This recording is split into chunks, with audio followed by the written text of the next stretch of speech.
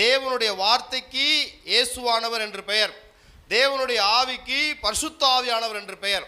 அவரை குறித்து நாம் இன்னைக்கு தியானிக்க போகிறோம். அபிஷேகம் என்பது மற்றவர்களிடமிருந்து நம்மை வேறு பிரித்து காட்டும். சரிங்களா? நாம் தேவையில்லாத இடத்துக்கு போக மாட்டோம், தேவையில்லாதவர்களோட உட்கார மாட்டோம், தேவையில்லாத குறித்து சிந்திக்க மாட்டோம், பேச மாட்டோம். சரிங்களா? நம்முடைய எண்ணம், செயல், சிந்தை, புத்தி, ஞானம், அறிவு, தெளிவு எல்லாம் கர்த்தருக்குள்ள இருக்கும்போது கர்த்தர் நமக்கு புதிய பாதைகளை, வர்த்தமான கதவுகளை, அனுகூலமான கதவுகளை திறந்து வைக்க உண்மை உள்ளவராக இருக்கிறார். அப்போ முக்கியமானது என்ன தேவைப்படுது? இங்கே டிசிப்ளின், ஒழுக்கம் தேவைப்படுகிறத பார்க்கலாம். ஏன்னா அவர் பேரே பரிசுத்த ஆவியானவர். பரிசுத்தம் இல்லாமல் ஒருவனும் தேவனை தரிசிக்க முடியாது. இருதயத்தில் சுத்தம் உள்ளவர்கள் பாக்கியவான்கள், அவர்கள் தேவனை தரிசிப்பார்கள். அப்ப சபையோட மொத்த ஒழுக்கம் என்னது? கர்த்தர் தான், இயேசு தான். அவருக்கு ஆவின்னு பேர் இல்லாம பரிசுத்த ஆவியானவர், பரிசுத்த ஆவியானவர். நாம் கர்த்தராலே பயன்படுத்தப்பட வேண்டும் என்று விரும்பினால் நமக்கு அபிஷேகம் தேவை. அபிஷேகம் சகலவற்றை குறித்து நமக்கு போதிக்கும். 1 யோவான் 2:27 அபிஷேகம் சகலத்தையும் குறித்து உங்களுக்கு போதிக்கிறது.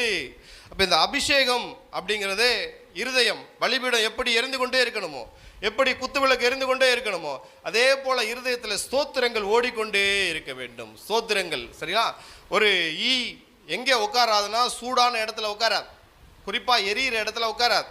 அப்ப சாத்தான் எவனை விழுங்கலாமோ என்று வகை தேடி சுற்றி திரிந்து கொள்கிறான். எப்ப, எங்க, எப்படி, எவனை விழுங்கலாம் அப்படின்னு சாத்தான் நாம் எந்தெந்த இடத்துலலாம் கால் வைக்கிறோமோ அங்கெல்லாம் கண்ணி வைத்திருக்கிறத பார்க்கலாம். நீங்க எப்ப மாட்டுவீங்க, நீங்க எப்ப விழுவீங்க, அதுல அவன் சந்தோஷப்படுகிறவனாக இருக்கிறான். ஆனா கர்த்தர் சொல்றாரு, நான் உன் வலது கையை பிடித்திருக்கிறேன். அல்லேலூயா. நாம ஒருபோதும் பயப்படக்கூடாது. அபிஷேகம் பெற்ற உடனே சாத்தான் ஒரு கண்ணை வச்சிருவான், கவலையே படாதீங்க. பரிசுத்தருடைய 7 கண்களும் உங்கள் மேல் நோக்கமாக இருக்கிறது. அல்லேலூயா. பரிசுத்தத்துக்காக வாஞ்சிக்கும் பொழுது தேவன் உங்களை புதிய பாதையிலே நடத்த உண்மை உள்ளவராக இருக்கிறார். இந்த அபிஷேகம் என்கிற வார்த்தை முதல்ல யாரோட சம்பந்தப்பட்டு வருகிறது? ஏதாவது ஒரு வார்த்தையை தியானிக்கும் பொழுது கிருபை அப்படிங்கிற வார்த்தை யாரோடு முதலாக வருகிறது? நோவாவோடு வருகிறத பார்க்கலாம். மகிமை அப்படிங்கிற வார்த்தை யாரோடு சேர்ந்து வருகிறது அப்படின்னு பார்த்தீங்கன்னா யோசேப்போட வருகிறதாக பார்க்கலாம். இங்கே இந்த அபிஷேகம் என்ற வார்த்தை யார் முதல்ல பயன்படுத்துறான்னு பார்க்கும்போது யாக்கோபு பயன்படுத்தியிருப்பார். யாக்கோபு ஆதியாகமம் 28:18 அவர் ஒரு தூணுக்கு எண்ணெய் வார்த்தான் போட்டிருக்கும். அதை விளக்கமா ஆதியாகமம் 31:13 நீ அபிஷேகம் செய்த கல் தூணுக்கு அப்படின்னு போட்டிருக்கும்.